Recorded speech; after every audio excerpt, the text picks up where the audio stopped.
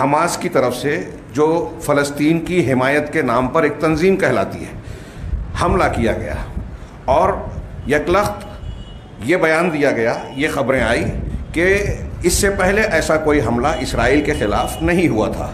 اسرائیل کے زمین میں ایک کافی حد تک کئی 30 کلومیٹر تک اندر داخل ہو گئے، ان کے کئی مقامات پر حملہ کیا، جس میں ان کے بیان کے مطابق 1100 افراد، جس میں 140 کے لگ بھگ فوجی شامل ہیں، اسرائیلی ہلاک ہوئے۔ یہ پہلی خبر تھی، اور اس خبر کے رد عمل میں اسرائیلی وزیر اعظم، وزیر دفاع، فوج کے سربراہ کی جانب سے انتہائی سخت قسم کے دھمکی آمیز بیانات آنے لگے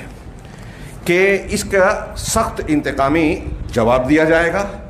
غزہ کو کھنڈر بنا دیا جائے گا، اور ایسا حملہ کیا جائے گا کہ یہ 50 سال تک اسے یاد رکھیں گے، کبھی فراموش نہیں کر پائیں گے۔ ان کے یہ بیانات خود چغلی کر رہے تھے کہ وہ اسرائیل کی مظلومیت کو بتا رہے ہیں، اور غزہ پر یا فلسطین کے مسلم علاقے، جس میں خاص طور سے سنی گھنی آبادی کے علاقے ہیں، اس پر حملہ کرنے کے لیے یہ اس قسم کے بیانات دینا ضروری تھا، یہ بتانا ضروری تھا کہ اسرائیل کا نقصان ہوا۔ ابھی بھی ضروری ہے کیونکہ ابھی حملے جاری ہیں۔ آج کے اخبار میں اور خبروں میں دیکھیے آپ تو یہ نظر آئے گا کہ نیتن یاہو کے خلاف ایجیٹیشن ہو رہا ہے، اعتراضات ہو رہے ہیں، اور فلاں مطالبات کیے جا رہے ہیں، انٹیلیجنس کی ناکامی اور فلاں فوجوں کی ناکامی، اسرائیل کو نقصان، بے عزتی کو جھیلنا پڑ رہا ہے۔ ہو سکتا ہے اس میں کچھ سچائی ہو، لیکن ان سب چیزوں کی خبروں کی سخت ضرورت ہوتی ہے مسلمانوں پر حملہ کرنے کے لیے۔ یہ ہم نے کئی بار دیکھا۔ جب امریکہ ٹوئن ٹاور پر یاد کیجئے حملہ ہوا تو کچھ لوگ خوشی منا رہے تھے، آہستہ آہستہ بعد میں حقائق سامنے آئے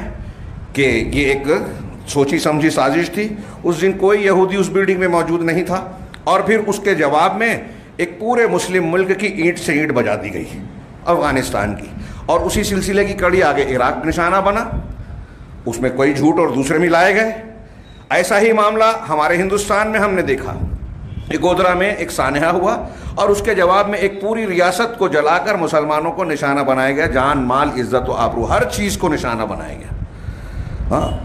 یہ ایک سلسلہ چل رہا ہے، اور جن لوگوں کی یہ آئیڈیاز ہیں انہی لوگوں نے یہ بھی کیا،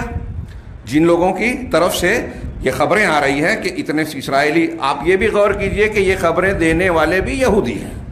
خبر رساں ایجنسیاں بھی یہودی ہیں۔ ہمارے یہاں فوری رد عمل کے طور پر مسلمان خوشیاں منانے لگتے ہیں، اور یہ ہوتا ہے، یہ ہر بار ہوتا ہے اور آگے بھی ہوگا۔ خبروں کے پیچھے حقائق کیا ہیں، مقاصد کیا ہیں، اس کے پیچھے کون سے منصوبے کام کر سکتے ہیں، ہو سکتے ہیں، اس کا کسی کو احساس نہیں، کوئی غور و فکر کرتا ہی نہیں ہے، اور نتیجہ میں رد عمل کا اظہار شروع کر دیا جاتا ہے۔ چنانچہ بڑے پیمانے پر یہ خبر پھیلائی گئی کہ اسرائیل کا بڑا نقصان ہوا، اس کی انٹیلیجنس کی ناکامی ہو گئی، اور یہ ہو گیا اور وہ ہو گیا، اور اب بھی جاری ہے۔ نتیجے میں کیا ہوا؟ غزہ پر حملہ شروع ہوا، بجلی، ایندھن، کھانا پانی بند کر دیا گیا، بچے